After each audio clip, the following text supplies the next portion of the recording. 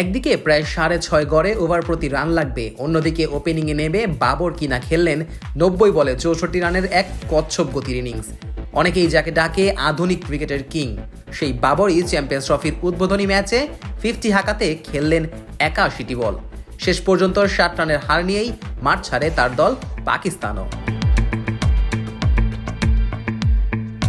অথচ 29 বছর পর পাকিস্তানের মাটিতে হচ্ছে কোনো আইসিসি টুর্নামেন্ট। করাচিতে ম্যাচ শুরুর আগে থেকেই তাই উৎসব মুখর পরিবেশ দেখা যাচ্ছিল। 8 বছর আগে সর্বশেষ চ্যাম্পিয়ন্স ট্রফিতে যে পাকিস্তানি হয়েছিল চ্যাম্পিয়ন, এবার ঘরের মাটিতে যেন শিরোপা ধরে রাখার মিশনেই খেলতে নামার প্রতিজ্ঞা পাকিস্তানিদের। অথচ বাবরের মতো অভিজ্ঞ ক্রিকেটারের কাছ থেকে এমন পারফরমেন্সে স্রেফ হতাশায় জুটেছে ভক্তদের কপালে।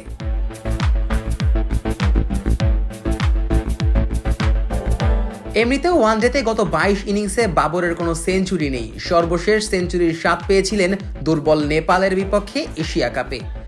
শেষ 4 ম্যাচের মধ্যে এই প্রথম দেখা পেলেন অর্ধশতকের, অথচ তাও কিনা হয়ে রইল দলের হারের প্রধান কারণ।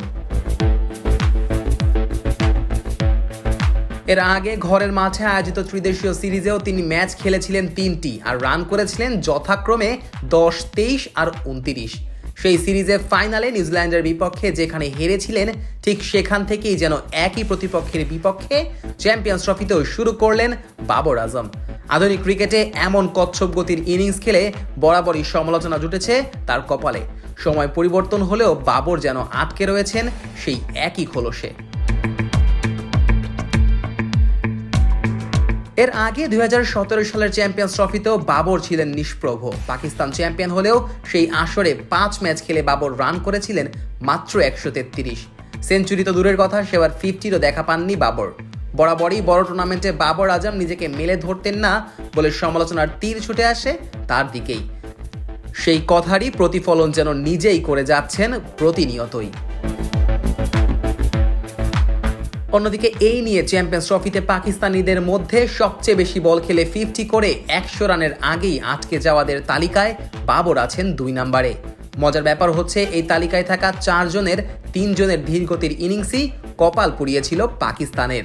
স্রেফ মোহাম্মদ ইউসুফ শেষ পর্যন্ত অপরাজিত থেকেই দলকে জয় করে মাঠ ছেড়েছিলেন। তবে 2013 সালে চ্যাম্পিয়ন্স ট্রফিতে ওয়েস্ট ইন্ডিজের বিপক্ষে পাকিস্তানের নাসির জামশেদ 90 বলে 50 হাঁকিয়েছিলেন। শেষ পর্যন্ত তার দলও হেরেছিল 2 উইকেটে। অন্যদিকে 2002 সালে শ্রীলঙ্কার বিপক্ষে 79 বলে 50 হাঁকানো সাইদ আনোয়ারের দল সেই ম্যাচ হেরেছিল 8 উইকেটের বিশাল বড় ব্যবধানে। আর সর্বশেষ 2025-এর চ্যাম্পিয়ন্স ট্রফিতে বাবর আজমের কচ্ছপ গতির অর্ধশতকে শেষ পর্যন্ত নিউজিল্যান্ডের বিপক্ষে ঘরের মাঠেই 60 রানের হার দিয়ে আসর শুরু করল স্বাগতিক পাকিস্তান। এবার দেখার বিষয় টুর্নামেন্টের বাকি ম্যাচগুলোতে বাবর নিজের এই খোলস থেকে বের হয়ে দলের জন্য দরকারি কোনো ইনিংস খেলতে পারেন কিনা, নাকি আরও একটা টুর্নামেন্টে গ্রুপ পর্ব থেকেই পাকিস্তান বাদ যাবে শুধুমাত্র বাবরের জন্য, তাও জানা যাবে খুব শীঘ্রই।